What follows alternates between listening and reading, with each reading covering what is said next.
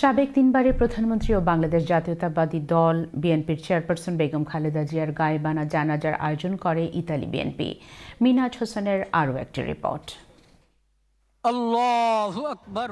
বাংলাদেশের সঙ্গে মিল রেখে সাবেক তিনবারের প্রধানমন্ত্রী ও বাংলাদেশ জাতীয়তাবাদী দল বিএনপির চেয়ারপারসন বেগম খালেদা জিয়ার গায়েবানা জানাজা ইতালি রাজধানী রোমে অনুষ্ঠিত হয়েছে। বুধবার স্থানীয় সময় সকাল 9টায় রোমের প্রবাসী বাংলাদেশি অধ্যুষিত এলাকা টিএমসি জামে মসজিদে ইতালি বিএনপি এই জানাজার আয়োজন করে। গায়েবানা জানাজায় ইতালিতে নিযুক্ত বাংলাদেশের রাষ্ট্রদূত এটিএম রকিবুল হক, বিএনপির চেয়ারপারসনের পররাষ্ট্র বিষয়ক উপদেষ্টা পরিষদের সদস্য ঢালি নাসিরউদ্দিন, ইতালি বিএনপি ও এর অঙ্গ সহযোগী সংগঠনের নেতাকর্মীরা অংশ নেন। এছাড়াও বিপুল সংখ্যক প্রবাসী বাংলাদেশি মুসল্লি জানাজায় উপস্থিত ছিলেন।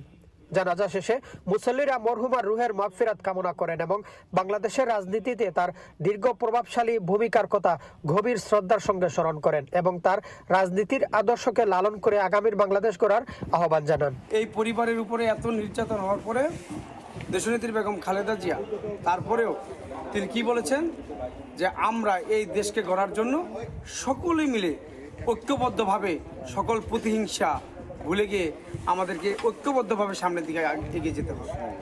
তাই দেশনেত্রী বেগম খালেদা জিয়ার যে স্বপ্ন ছিল, ইনশাল্লাহ আগামীতে আমরা সকলে তার সেই স্বপ্ন বাস্তবায়ন করব। আমাদের এই নেত্রী আমাদেরকে সুদীর্ঘদিন মায়ের মতো ছায়া দিয়ে আমাদেরকে দেশে নেতাকর্মীদেরকে পরিচালনা করেছেন। বাংলাদেশকে তিনি ছায়া দিয়ে রেখেছিলেন। গণতন্ত্রের মা, আপসীন নেত্রী যেভাবে দলটা পরিচালনা করেছেন, ইনশাল্লাহ ভবিষ্যতে নির্বাচিত হয়ে আমরা দেশটাকে সঠিকভাবে গণতন্ত্র প্রক্রিয়ায় আমরা দেশটাকে চালাবো। ওনার যে মানবিকতা, উনি যে মানবিক বাংলাদেশ গড়তে চেয়েছেন, সেই মানবিকতাকে আমরা নীতি আদর্শ হিসেবে নিয়ে আগামীতে এই বাংলাদেশকে। বেগম খালেদা জিয়ার ইন্তেকালে ইতালিতে অবস্থিত বাংলাদেশ দূতাবাসে একদিনের সরকারি ছুটি ঘোষণা করা হয়েছে।